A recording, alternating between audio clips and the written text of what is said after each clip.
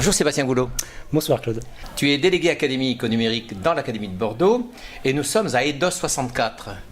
Que ressent un délégué académique lorsqu'il voit comment se réalise une journée de rencontre entre les enseignants, facilitée bien sûr par l'institution, qu'elle soit d'ASEN ou qu'elle soit collectivité territoriale, qui viennent partager leurs pratiques, échanger leurs pratiques, discuter, parler de pédagogie au travers du numérique? Alors, ce que je ressens, c'est avant tout une grande joie. Alors, ce type d'événement, on le retrouve dans les 5 départements de l'Académie de Bordeaux, mais plus spécifiquement ici dans les Pyrénées-Atlantiques, où le conseil départemental est réellement acteur dans la définition des thèmes qui sont abordés lors des différents IDOS. Chaque année, IDOS regroupe à peu près 400 enseignants autour de thématiques diverses. L'an dernier, c'était sur l'innovation pédagogique, cette année sur la ludification des apprentissages. Donc, ce sont des thématiques qui concernent directement le quotidien des enseignants, et l'Éducation nationale cherche à construire en collaboration parfaite avec le conseil départemental, choisit des conférences adaptées aux besoins et construit des ateliers en faisant appel aux enseignants sur le terrain. Tu as des partenaires de cette opération?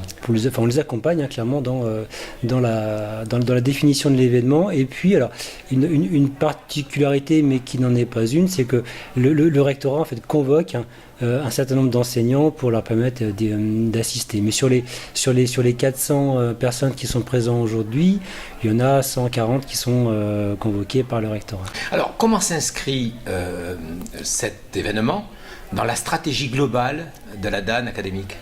Alors, la stratégie numérique donc de l'Académie de Bordeaux, elle est construite autour de 3 ambitions, dont 2 spécifiquement concernent la pédagogie, la 3e étant plutôt sur le côté pilotage. L'ambition première du projet numérique académique, c'est de développer les compétences numériques de tous les acteurs de la communauté éducative. Donc en premier lieu, les élèves. Donc on va, donc depuis maintenant un peu plus d'1 an, on cherche à développer leurs compétences à travers l'utilisation de la plateforme Pix. Donc on a mené un travail auprès des chefs d'établissement. Première étape pour leur présenter ce qu'était cette plateforme d'évaluation et de certification des compétences numériques. Donc on les a invités à prendre en main la plateforme dans un premier temps et dans un deuxième temps donc à réfléchir à comment ils pouvaient eux envisager un déploiement au sein de leur établissement. Comment leurs équipes pédagogiques pouvaient s'emparer de cette plateforme-là. Voilà. Ça, c'est le premier temps. Donc, à partir du moment où ils seront suffisamment mis en établissement, on ira les accompagner. Donc, les équipes de la DAN iront accompagner donc, les chefs d'établissement, les équipes pédagogiques au sein de l'établissement.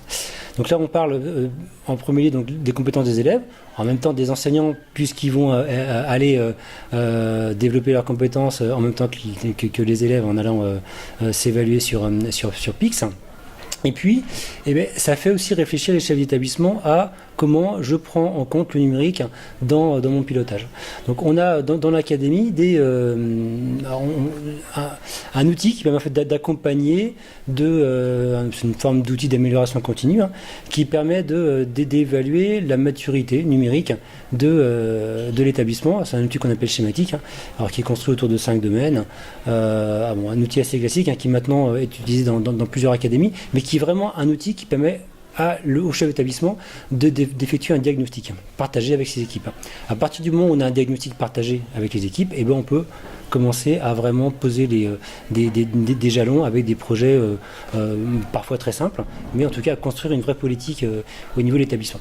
Donc ça, c'est la première ambition, c'est de développer les compétences numériques des élèves, des enseignants et des cadres de notre communauté éducative.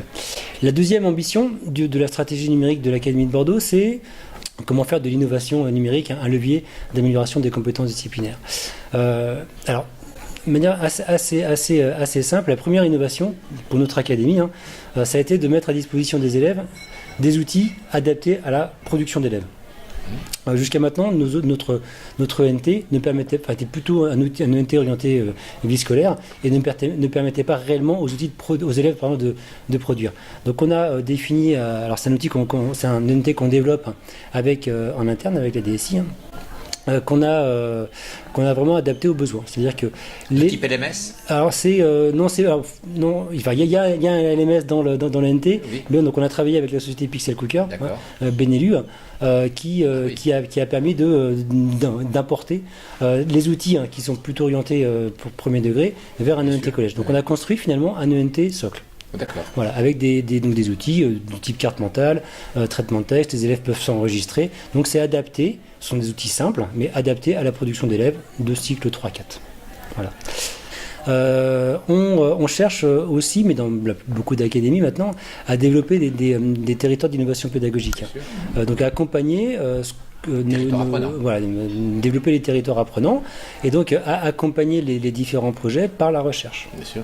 Donc, en étant bien évidemment accompagné par les collègues de la DNE, notamment sur la thématique des collèges labs, on en a deux dans l'académie. Hein.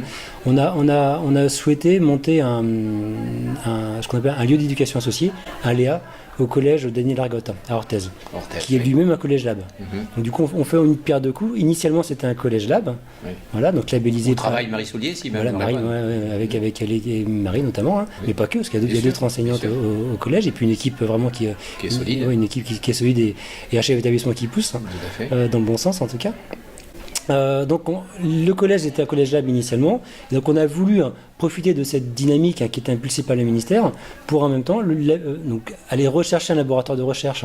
Donc dans ce cas-là, c'est le FTS de Toulouse qui accompagne en fait le changement au sein du collège Daniel Argotte. Donc en fait, dimension d'un établissement apprenant, dimension d'une académie apprenante, Oui. c'est-à-dire où sont associés l'équipe de l'établissement, pour ce qui est de l'établissement, la recherche, éventuellement des entreprises. Alors oui, bien évidemment. Donc il y a les entreprises sont parties prenantes. Alors ça dépend des thématiques, Bien sûr. mais c'est vrai que dans l'académie de Bordeaux, le rectorat a poussé pour développer donc le cluster EdTech à Nouvelle-Aquitaine. D'accord. Hein. Alors initialement, c'était Sabrina Caliaros qui est Oui, maintenant à oui. Montpellier qui avait eu cette idée cluster. de cluster, d'aller vers les entreprises. Alors cette idée est maintenant reprise j'ai vu par Rennes actuellement là. Par l'Académie de Rennes, mais bon, c'est pas une idée nouvelle, hein. Il y a des clusters, il y en a beaucoup à Bordeaux. Mais il apparaît clairement que l'éducation nationale seule ne peut pas répondre aux besoins de tout ça. Et que les outils qui sont développés par les startups, par les EdTech, donc les technologies de l'éducation, apportent réellement une plus-value aux élèves. La difficulté qu'on a concrètement, c'est comment accompagner cette dynamique-là pour que les collectivités nous accompagnent dans cette démarche-là. Donc on parle beaucoup d'écosystème, mais c'est une dynamique qui se crée autour des collectivités, des entreprises et puis des élèves. Alors le sujet de l'intelligence artificielle est rentrée dans l'éducation nationale. Le ministre a pris un certain nombre de décisions à cet égard. Jean-Marc Berriot et la DNE se sont engagés très fortement dans cette voie.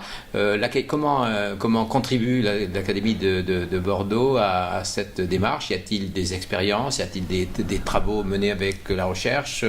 Y a-t-il des expériences qui sont menées? Y a-t-il des réflexions? Alors encore une fois, moi j'ai la chance d'être dans un territoire, dans une académie qui a énormément de compétences dans ce domaine-là. Alors auparavant, j'étais en Guyane, territoire différent, territoire différent, mais aussi riche par ailleurs. Et donc c'est vrai qu'à Bordeaux, on travaille beaucoup, notamment avec l'INRIA. Oui.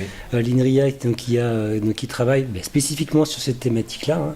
Donc l'équipe de Pierre Boudéier avec Didier Roy, donc qui travaille sur en quoi l'intelligence artificielle a un peu amélioré le développement des enfants. Voilà. Oui.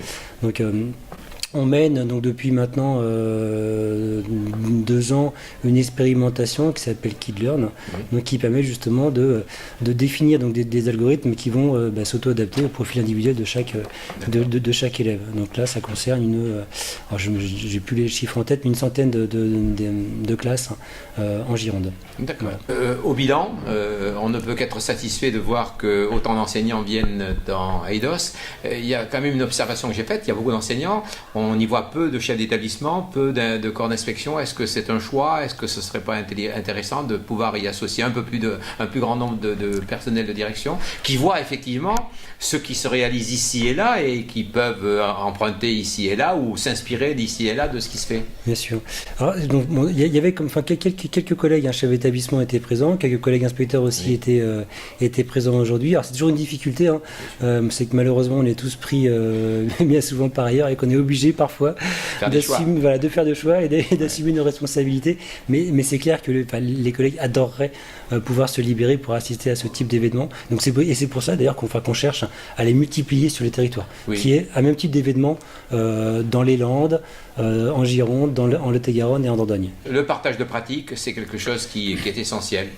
Et qui se fait naturellement maintenant, voilà, bien sûr. Sur les réseaux sociaux, mais en vraie vie, dans un endroit comme Eidos. Heureusement encore qu'on garde ce contact humain, que le numérique n'est pas que virtuel. Alors, dernière question, on entend souvent des enseignants dire j'essaie d'innover, et dès lors que je vois mes élèves heureux d'apprendre, je suis heureux d'enseigner. Peut-on être, quand on est Dan, heureux d'animer une équipe de numérique académique? Alors, je pense qu'à partir du moment où on met un pied dans l'éducation nationale, moi je suis entré dans l'éducation nationale comme élève professeur à l'ENS, mais c'est vraiment un choix. Donc, par nature, oui, je suis heureux quand, à partir du moment où je vois un élève, je suis heureux.